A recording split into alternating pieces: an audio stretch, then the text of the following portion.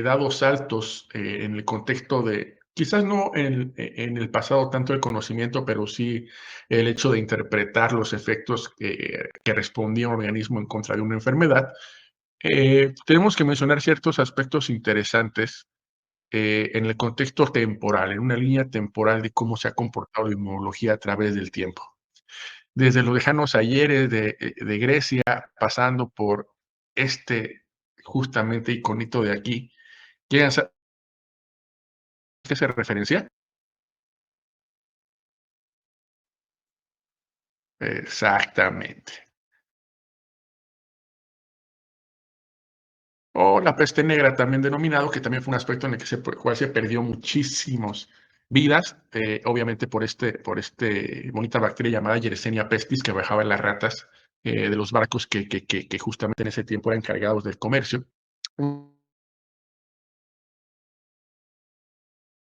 platicaremos tanto de eso, es una gripe española, que ni siquiera era española, pero bueno, como el país en donde más detonó este tipo de infección fue España, pues le denominaron gripe española, pasando en 1981 por uno de los virus más interesantes de estudiar,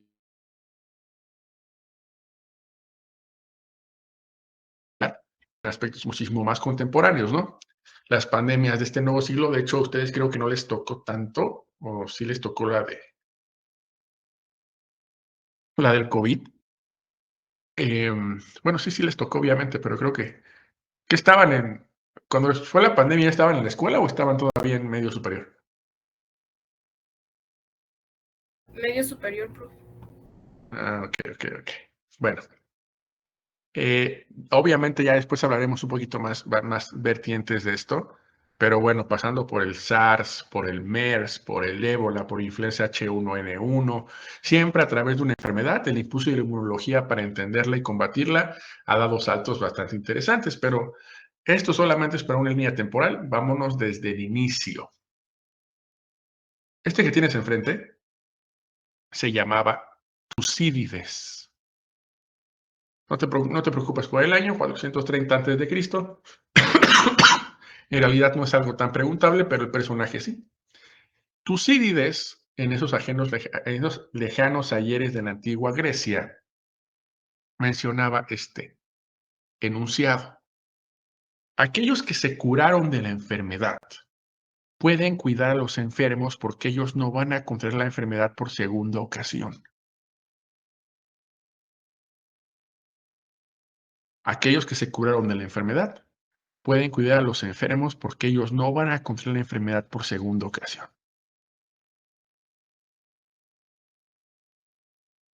¿Cierto o falso? Cierto. Cierto. ¿Por qué es cierto? Porque ya estaría hablando de la inmunidad adquirida, ¿no? Pero se los voy a volver a leer porque quiero que le pongan atención. Aquellos que se curaron de la enfermedad que en ese tiempo era la plaga, pueden cuidar a los enfermos porque ellos no van a contraer la enfermedad por segunda ocasión. Con base en lo que vimos en la primera hora, quiero volverlo a preguntar. ¿Cierto o falso? Cierto. Ok. ¿Alguien opina que es falso? Nadie. Todo el mundo dice que es cierto. Tú, Dolores, dice que es falso. Pues sí, o sea, porque puedes volverla a contraer, pero ya no vas a Exactamente. responder como la primera vez, porque tu cuerpo ya Exactamente. reaccionó, ya hizo herramientas para combatir esa enfermedad. Exactamente. No se vayan con la finta, ¿eh? Fíjense lo que decía ahí. No van a contraer la enfermedad por segunda ocasión. No, mentira. Claro que la van a contraer. Solamente que, como lo dice Dolores, pues ya de haberla contraído antes, ya les permite solucionarla de mejor manera. Acuérdate del concepto de inmunidad. Entonces, un tanto modificable el pensamiento de Tucídides, pero el hecho es que estuvo muy cercano de la inmunidad adquirida.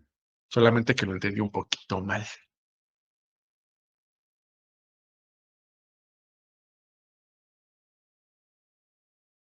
Que menos me importa. Tenemos que desplazarnos justamente a tierras asiáticas, particularmente en China, en donde ya estaban practicaban una técnica que ahora denominamos la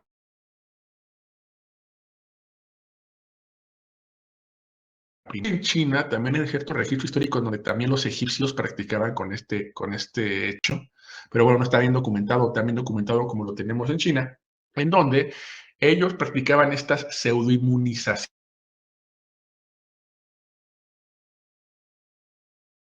Sacaban de la púa en ese momento, era como lo ven en la imagen, literalmente tomar ciertas costras de heridas, particularmente hablamos de la viruela, y soplarlas, así como la acción lo indica, hacia las vías, hacia las fosas nasales de otras personas.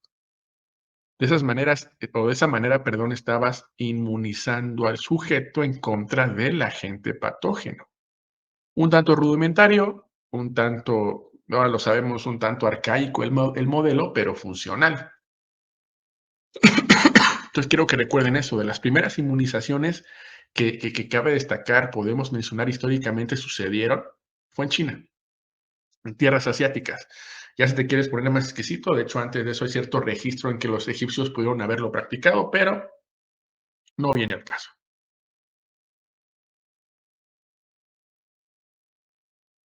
Luego entonces tenemos esta señorita de aquí, Lady Marie Wortley Montagu. Montagu, no te aprendes todo el nombre. La señorita Montagu o Wortley Montagu fue una de las personas más interesadas en ese concepto de lo que representaba la inmunización, que en ese tiempo le denominaban, perdón, más la variolación. Repito, eso de estarle soplando costritas a la nariz de las personas, le denominaban más como variolación, con V, variolación. Y esta señorita de aquí, que era esposa justamente de un político en la antigua Constantinopla, si no mal recuerdo, intentó expander este conocimiento a lo largo de todo el continente. Sin embargo, pues digamos que no fue tan escuchada, primero porque esta técnica se consideraba bastante arcaica y poco funcional, y en segunda, y no tan difícil de creer, pues era mujer. Y en ese tiempo a las mujeres no se les escuchaba o se les apoyaba dentro del campo científico y de hecho en el social tampoco. Sin embargo, sí es importante mencionarla porque sí fue una de las primeras personas que intentó implementar la variolación a nivel europeo, basado en los conocimientos que se tenían de la práctica que se llevaba a cabo en China. Sin embargo, aquí llegamos al punto más interesante. No es que los demás no lo fueran, pero este es el punto vital. Me atrevo a pensar que el punto más importante de la historia de la inmunología gira en torno a un agente patógeno, la viruela. Ajá. Este virus de la viruela que es muy interesante de estudiar. De hecho, aunque ya lo tenemos más o menos controlado, pues esto es desinformación y esta expansión del conocimiento, no ni siquiera del conocimiento, de la moda de los antivacunas, pues han hecho de que la viruela tenga ciertos brotes aislados, pero existentes a lo largo del mundo. Bueno, en esos tiempos antiguos, bueno, hace ya bastantes años, pues cuando apenas la viruela enfermedad emergente y preocupante, fue capaz de matar aproximadamente a 400,000 personas. Digo, 400,000 personas son bastante, porque de hecho el COVID mató a mucho más, pero en ese tiempo hay que considerar que no teníamos la tasa de población mundial como la tenemos ahora, que parecen conejos. Ajá. Pero en ese punto, o en esos tiempos, 400,000 personas fallecidas eran bastantes. Un tercio de las personas que lograban, o mejor dicho, de las personas que lograban sobrevivir, tenían un efecto muy pronunciado de poder perder la vista. Es decir, sobrevivías, tú pensabas que ya la habías librado, pero no, era muy probable que te quedaras ciego. De hecho, fue una tercera, un tercio de las causas de ceguera en antigua Europa. Y finalmente, pues el 60% de la tasa de mortalidad, es decir, hay un 60% de posibilidad de que si eras un adulto enfermo de viruela, te murieras. Y un 80% de posibilidad de que si eras un infante o un niño enfermo de viruela también te murieras. Entonces la tasa de letalidad era bastante interesante y alta en este sentido. Y justamente aquí enfrente, y esta es pregunta obligada tanto de este curso como de cualquiera que se digne de llamarse inmunología, ahí enfrente tienes al padre de la inmunología. ¿Alguien sabe quién es el padre de la inmunología? No. Edward Jenner. Edward Jenner, pregunta obligada, te repito, no solamente de este curso, sino para cualquiera que enseñe inmunología. Edward Jenner es considerado el padre de la inmunología, porque simple y sencillamente Edward Jenner diseñó uno de los métodos que actualmente se conocen como la inmunización a través de vacunas. Ojo, Jenner ya no estaba variolizando, metiendo costras en la vía respiratoria de otras personas. Jenner inoculó, porque eso denominamos, cuando inyectas a alguien lo estás inoculando. Cuando tú estás aplicando una vacuna, inoculas la vacuna. Más que inyectar, la palabra correcta es inocular la vacuna. Inoculó con el virus y entonces provocó una respuesta y generó una inmunidad adaptativa. Vamos a ir viendo esto poco a poco, no te preocupes. Pero bueno, vamos por partes, ven para acá. Importante, ¿cierto es?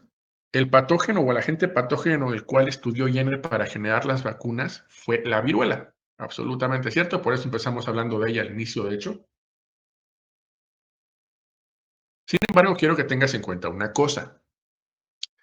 Esta historia de Jenner es bastante interesante porque de hecho él encontró esta vacuna o este estado de inmunidad inducido a través del estudio de la viruela. La respuesta es sí, pero vamos a ir por partes para que vayas entendiendo esto.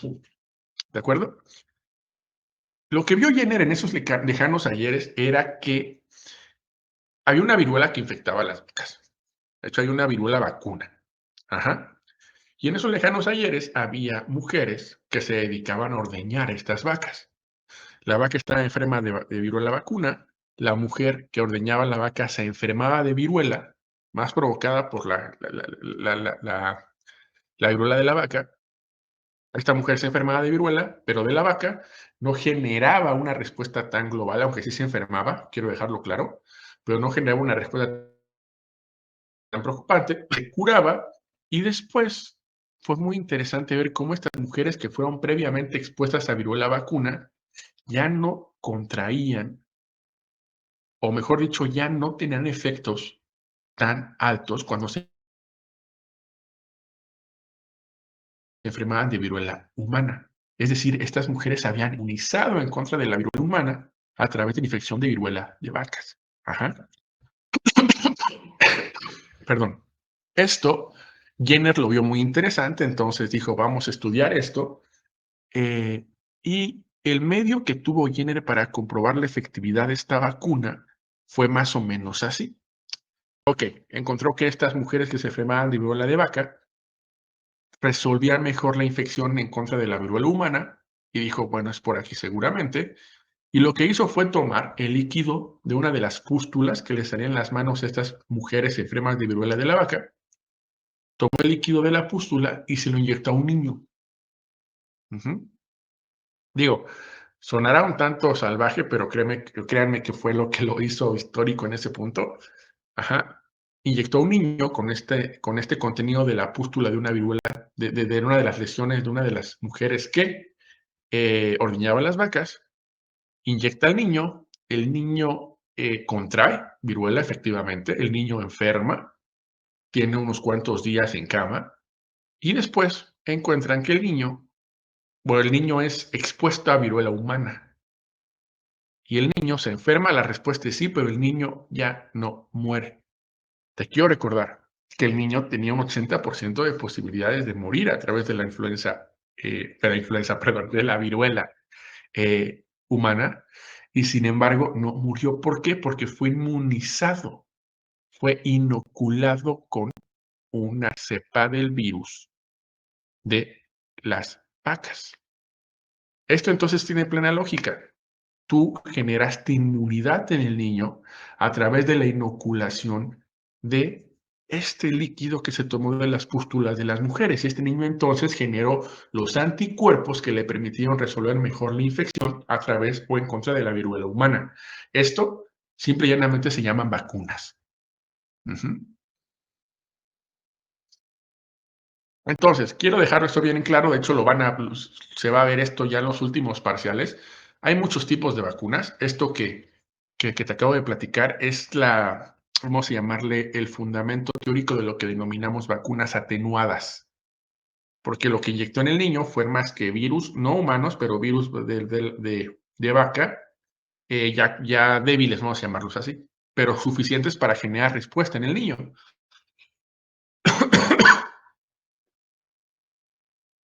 Y de hecho, gran parte de las vacunas que te pusieron a ti en tu cartilla de vacunación son de este tipo, atenuadas o inactivas. Tengo que decirte algo súper importante en ese sentido. Ya casi nadie usa esas vacunas. ¿Por qué? Porque tienen ciertos aspectos interesantes que no vamos a platicar ahorita, pero de hecho ya nueva generación, como por ejemplo las que te pusieron del COVID. ¿Sabes más o menos la tecnología que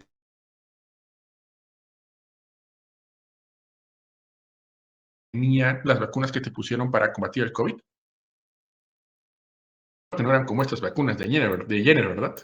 No eran cepas inactivas del virus, ¿no? No, tampoco.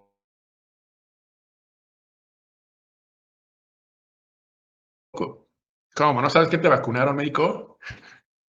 Díganme, ¿qué tipo de vacuna les pusieron contra el COVID? ¿A quién le pusieron la Pfizer? A mí. ¿O la Moderna? ¿No? A mí me pusieron la Pfizer. Ok.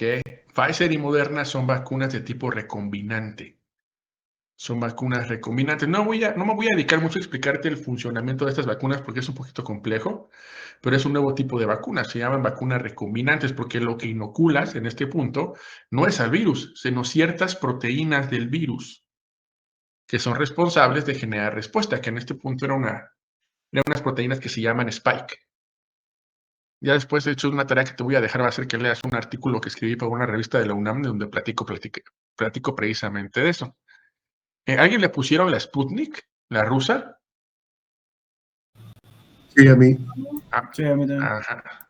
A los que les pusieron la Sputnik, déjenme decirles que se les pusieron la mejor vacuna que les pudieron haber puesto en contra del COVID.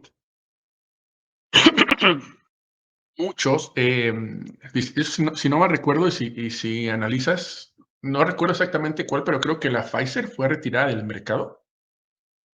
La vacuna Pfizer, no recuerdo bien, fue una vacuna recombinante porque encontraron que generaba patologías del corazón. Entonces, quien tenga este tipo de vacunas, pues lamentablemente parece, si te va mal, que te pueda provocar ciertas anomalías cardíacas. Sin embargo, ciertos estudios señalan que la mejor vacuna que te pudieron haber puesto era el Sputnik. Que tuvieron que haber puesto dos, ¿eh? Si solamente fue un Sputnik, la cosa no marcha bien. Pero si te pusieron las dos Sputnik, 1, 2, alcanzas un porcentaje de inmunidad bastante alto y un título de anticuerpos bastante aceptable. La tecnología del Sputnik no era una recombinante, se llaman adenovirus. Sputnik usó adenovirus para la vacuna, cosa que de nuevo no vamos a platicar ahorita, después te mencionaré qué onda. Pero esas vacunas, a pesar de ser recombinantes y de ser de pura ingeniería genética, no son las vacunas más importantemente estudiadas al momento. Las vacunas, que también se denominan de tercera generación, que justamente me encuentro estudiando ahorita, ya luego les platicaré si da tiempo de eso, son vacunas, que es un poquito rebuscado eso, pero se llama vacunología reversa. Y la vacunología reversa empieza con modelamiento bioinformático de las moléculas que te infectan. No voy a marearte en este sentido, solamente quiero que te des una idea de cómo estamos evolucionando en el conocimiento de cómo pasamos de una vacuna de Jenner, de inocular contenido de pústula, a usar bioinformática para determinar los antígenos que te generen respuesta inmunológica a través de la vacunología reversa. Está medio rebuscado, pero créeme, la inmunología está avance y avance con el tiempo. Regresemos a la presentación. Ok, pasa Jenner, encuentra este tipo de inoculaciones, pero luego Jenner tenemos otro personaje históricamente hablando muy importante en la historia de la vacunología o de la vacunación. ¿Alguien reconoce ese tipo? ¿No? ¿No te suena? Es Luis Pasteur. Es Pasteur. Exactamente, es Luis Pasteur. También fundamentalmente importante en el campo de la vacunología, porque él, de hecho, lo que hizo fue, pero él es muy famoso porque precisamente hizo la vacuna en contra de la rabia. Ajá. Él también estudió particularmente la vacuna en contra de la rabia y de nuevo copió el modelo de Jenner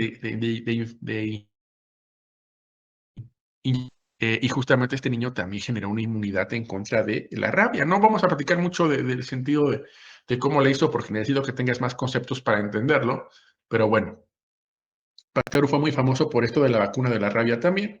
De nuevo, lo que hizo fue inocular estos agentes patógenos inactivados o atenuados, cuestión que vamos a ver más adelante, y generó un estado de inmunidad. Y de hecho es aquí donde quiero dejarlo bien en claro. Pasteur fue el que acuñó o el que mencionó el término de vacuna. Con Jenner no le llamábamos vacunas, ¿eh?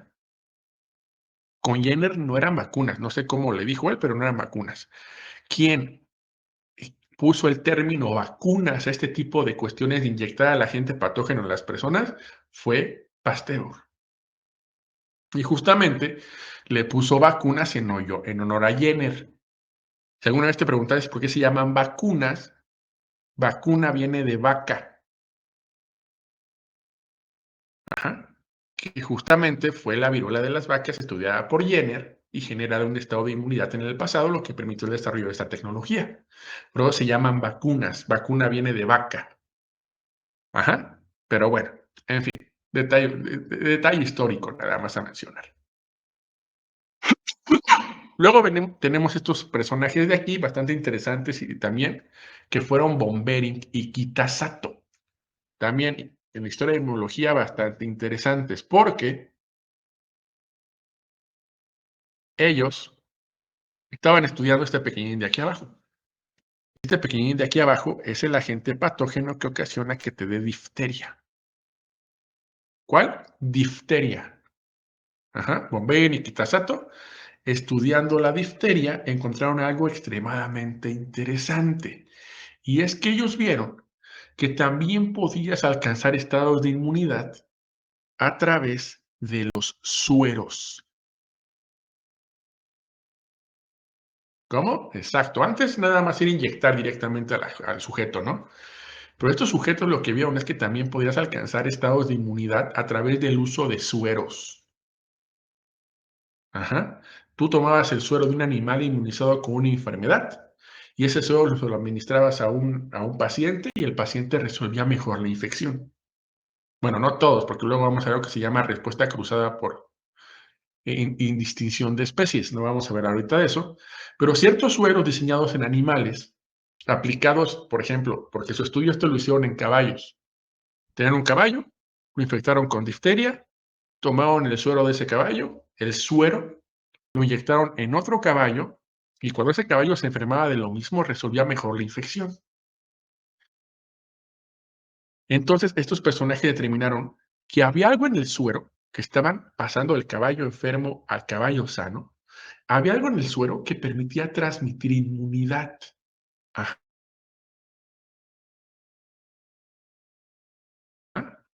Es bien importante porque esos factores que viajan en la sangre, que ojo, no son células, y que sin embargo están en la sangre y te permiten defenderte en contra de agentes patógenos, es lo que denominamos inmunidad humoral. Repito, la inmunidad tumoral es la que define todos esos factores en suero que no son células, que te ayudan a resolver una infección. Entonces, obviamente, para que entiendas esto, tú podrás preguntarte, bueno, ¿quién es el mayor exponente de inmunidad tumoral? Bueno, pues la tienes aquí enfrente. ¿Qué es esto? Inmunoglobulinas. Un anticuerpo, exactamente. El anticuerpo es el principal agente, o digamos, vamos a llamarlo así, el principal exponente de la inmunidad tumoral, los anticuerpos. Hay otras proteínas, la respuesta es sí, pero los anticuerpos también pueden ser terapia y también pueden ser considerados un medio para alcanzar inmunidad. De hecho, antes de que se hicieran las vacunas en contra del COVID, se intentó ver si podías transfundir, hacer transfusiones, perdón, de suero de pacientes a otros pacientes. Es decir, mandar anticuerpos de aquí a acá y resolver que el otro paciente tuviera la capacidad de no enfermarse tan grave. De nuevo, conceptos que no vamos a ver después, pero es bien interesante ver que también en ese momento podían ser o había sido una opción para poder curar enfermedades. Y de hecho también gran parte de los antisueros, que justamente si alguien es como del norte sabrá que ahí te pican mucho los alacranes y esas cosas, o las serpientes, hay antisueros. Y los antisueros lo que hacen, los sueros en contra del veneno, es darte anticuerpos para que neutralices la toxina. Entonces los anticuerpos también son bien importantes en la inmunidad. Luego llegamos a este señor de aquí, llamado Robert Koch. ¿De acuerdo? Bueno, resulta que Robert Koch era un personaje que estaba estudiando muy bien a este pequeñín de aquí arriba. Que también porque este tipo lo estudiaba y lo estudió muy bien, le llamamos el bacilo de Koch. ¿Sabes qué es el bacilo de Koch? Esto que tienes aquí arriba, ahí donde está, aquí, se llama Mycobacterium tuberculosis. La Mycobacterium tuberculosis también es conocida como el bacilo de Koch.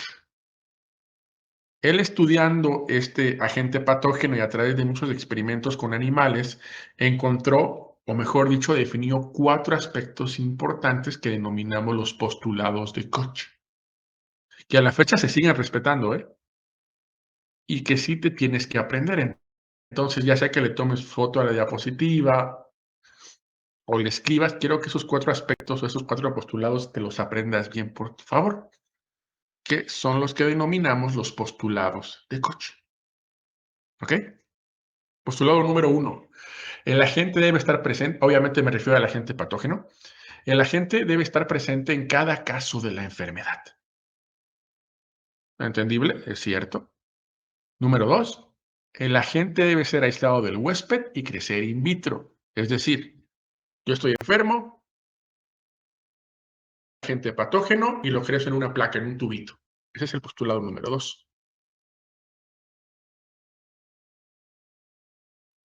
El agente debe producirse cuando el producto de un cultivo es puro del agente es inoculado en el huésped sano. Me explico. Vamos por partes. Postulado 1. Yo estoy enfermo y tengo al agente patógeno.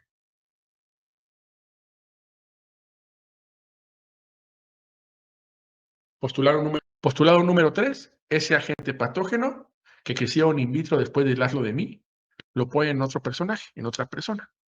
Esa persona se enferma exactamente de lo mismo. Postulado número 3. Postulado número 4. El mismo agente debe ser recuperado del nuevo huésped experimental infectado. ¿Qué estoy diciendo? Que el último postulado lo que te dice, es que ese agente patógeno de la nueva persona que se infectó por mi culpa tiene que estar en ese individuo. Si cumple estos 4 postulados, no le busques más. Sabes que ese agente patógeno es responsable de la enfermedad. Esos se llaman los postulados de Koch. ¿De acuerdo? ¿Tienen alguna duda con ellos? No, ¿verdad? Creo que se explican solos, ¿cierto?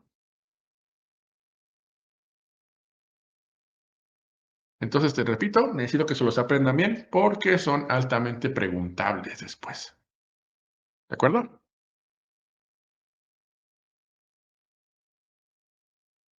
¿Sí o no? Sí, profe. Sí, profe. Perfecto, hasta aquí vamos bien. Tranquilos, ya casi terminamos.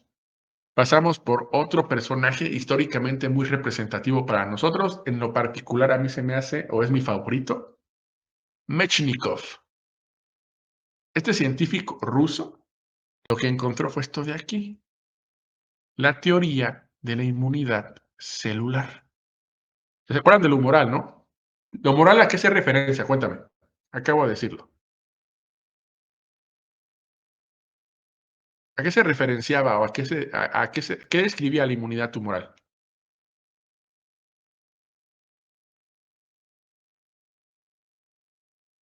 Ajá, lo acabamos de ver. ¿La inmunidad por suero? Que esos factores que están en la sangre, que están en el suero, que generan una respuesta o que ayudan a la respuesta inmune, eso es cierto. Que yo te dije hace rato que no son células. Bueno, aquí sí son células. En la teoría de la inmunidad celular, obviamente hablamos de estas células que participan en la respuesta inmune y que obviamente benefician los mecanismos de defensa del huésped, o mejor dicho, del organismo. Pero este señor encontró la inmunidad tumoral a través del estudio de esa bonita célula de ahí, que como lo puedes ver en la animación, está fagocitando. Está, como lo ahí justamente está sucediendo, está fagocitando una bacteria, está comiendo esa bacteria. Esa se llama célula fagocítica. Y tienes varios tipos de células fagocíticas, pero yo hago referencia particularmente a dos y quiero que tengas en cuenta y que tú tengas en mente siempre que hables de fagocitosis. Los macrófagos y las células dendríticas. Los macrófagos y las células dendríticas son los máximos exponentes de la inmunidad celular. El máximo exponente de la inmunidad tumoral.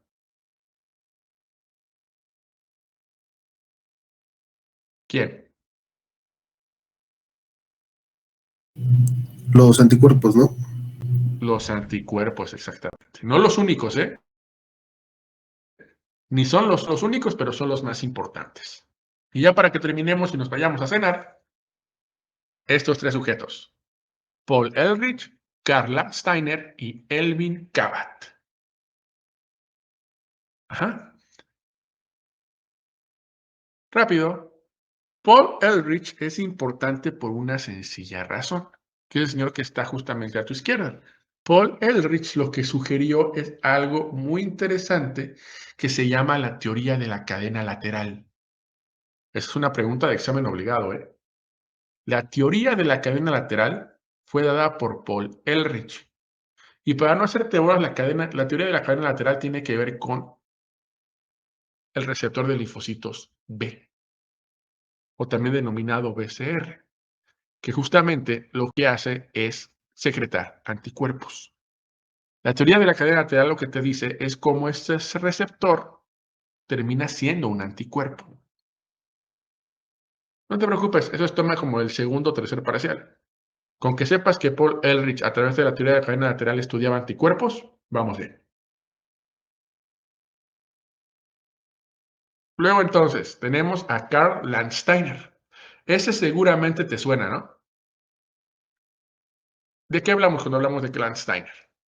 De hecho, hay un día que lo celebra, que lo conmemora. Como sé que no te acuerdas, es el señor a la que le debemos la determinación de los grupos sanguíneos. Y tú dirás, grupos sanguíneos, ¿eso qué tiene que ver con inmuno? Los grupos sanguíneos son pura inmunología. Luego hablamos por qué.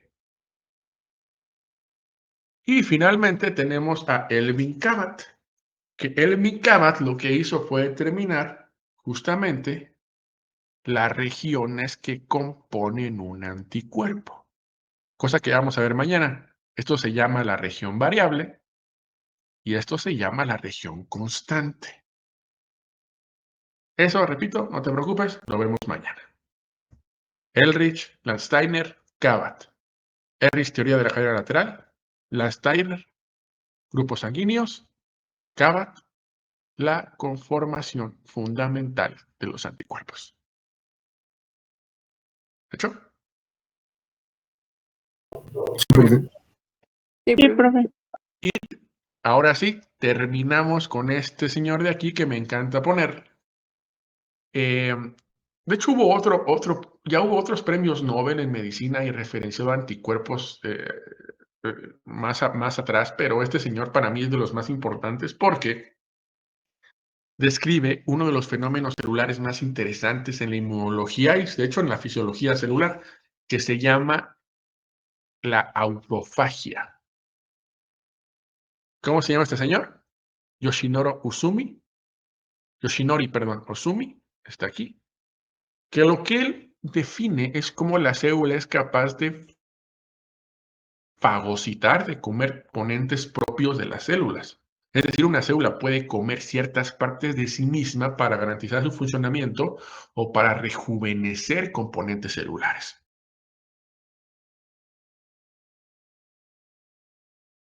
Y fundamentalmente importante para la fisiología del organismo. Hay muchas proteínas aquí involucradas que se llaman las ATG, no vamos a verlas ahorita.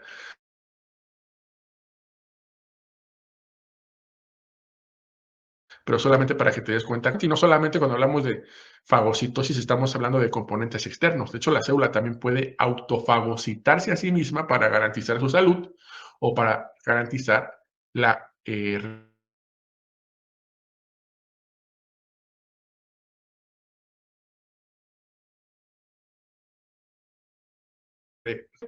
personaje involucrado en, que quiero que te des cuenta, mira, Premio Nobel de Medicina. Obviamente eso tiene que importarte a ti mucho, porque esto explica o intenta explicar muchas patologías interesantes como el Alzheimer, por ejemplo, como la esclerosis múltiple, por ejemplo, inclusive tiene que ver mucho con cáncer. Si da tiempo platicaremos de eso, pero eso ya a muchísimo después.